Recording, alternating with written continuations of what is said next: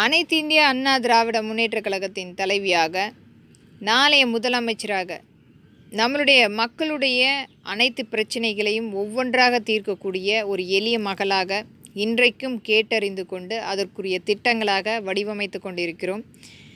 நம்மளுடைய மக்களுடைய இயலாமையை பயன்படுத்தி ஒரு நடுத்தர மக்களாகவே வைத்து கொண்டிருக்கும் தனிநபர் ஆதிக்கத்தை ஒழிக்கப்பட வேண்டும்.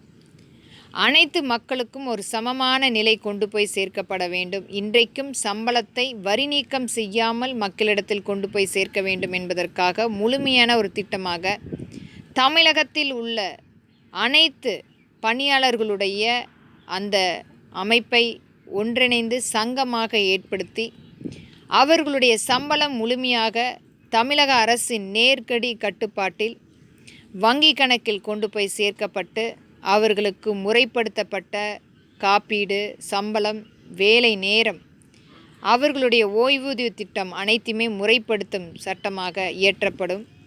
அது மட்டுமில்லை, தொழிற்சாலைகளுடைய அனைத்து கட்டுப்பாடும் தமிழக அரசு நேரடி கட்டுப்பாட்டில் இயங்கும்.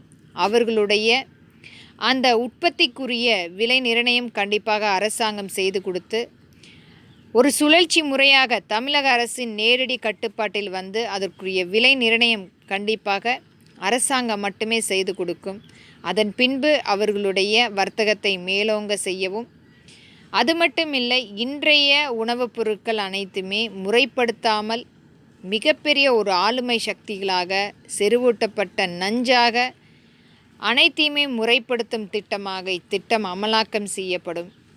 இதனுடைய லாபத்தை சிறிது நம்மளுடைய மத்திய அரசுக்கு கண்டிப்பாக பகிர்ந்தளிக்கக்கூடிய பங்கீடு ஏற்படுத்தி கொடுக்கப்படும். ஆனால் இன்றைக்கும் வரிகள் என்ற பெயரில் மிகப்பெரிய அளவில் ஆளுமை செலுத்தி கொண்டிருக்கும் மத்திய அரசை எதிர்த்து கண்டிப்பாக இத்திட்டம் அமைந்தாலும் லாபத்தை கருதி நம்மளுடைய மக்களுடைய ஒழுக்கமான வாழ்க்கை, அவர்களுடைய வாழ்வாதாரம், அந்த சூழல் இன்றைக்கும் முறைப்படுத்த முடியாமல் இருக்கும். 3 வேளை உணவருந்த முடியாமல், அவர்களுடைய வீடு இல்லாமல், ஒரு நல்ல வாழ்வாதாரம் இல்லாமல், கல்வி தகுதி இல்லாமல், மருத்துவம் இல்லாமல் இருந்து கொண்டிருக்கும் அனைத்துக்குமே ஒரு முற்றுப்புள்ளியாக அவர்களுடைய வாழ்வாதாரத்தை மேற்கொள்ள அனைவருக்குமே குறைந்தபட்சம் ஒரு நபருக்கு 1000 ரூபாய் என்ற கணக்கில் மாதம் 30,000 ரூபாய் அவர்களுடைய வங்கி கணக்கில் அரசு நேரடியாக ஒரு நல்ல வேலை, அரசாங்கத்தின் வேலையின் கீழ் வேலை செய்யும்,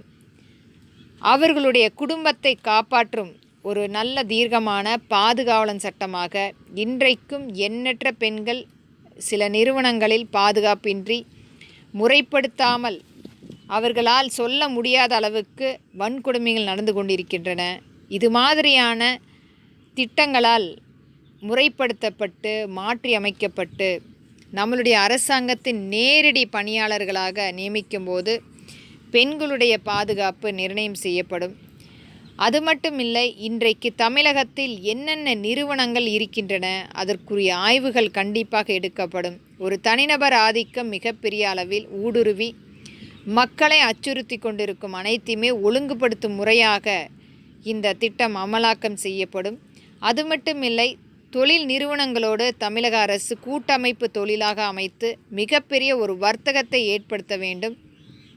தமிழகம் மட்டுமில்லை, அனைத்து வெளிநாடுகளிலும் இதற்குரிய நிறுவனங்கள் அமைத்து முறைப்படுத்தப்பட்டு ஷாப்பிங் மாலாக, அங்காடிகளாக, தொழில் நிறுவனங்களாக அமைக்கப்பட வேண்டும். ஆனால் வெளிநாடுகளிலிருந்து இங்கு வந்து நம்மளுடைய இடத்தில் மிகப்பெரிய தொழிற்சாலைகளை அமைத்து கொண்டு இன்றைக்கும் எண்ணற்ற கழிவுகளை கொண்டு வந்து தமிழகத்தில் கொட்டி கொண்டிருக்கும் முறைகளை மாற்றியமைக்கப்பட வேண்டும். நம்மளுடைய ஒரு தீர்க்கமான தொழிலமைப்பை எடுத்து சென்று வெளிநாடுகளில் இதற்குரிய வாய்ப்புகளை ஏற்படுத்தி நம்மளுடைய மக்களை வெளிநாடுகளில் கொண்டு சென்று அவர்களுடைய படிப்பு மற்றும் வேலை வாய்ப்புகளை அதிகரிப்பு செய்து தரப்பட வேண்டும் என்பதற்காக இப்பதிவு.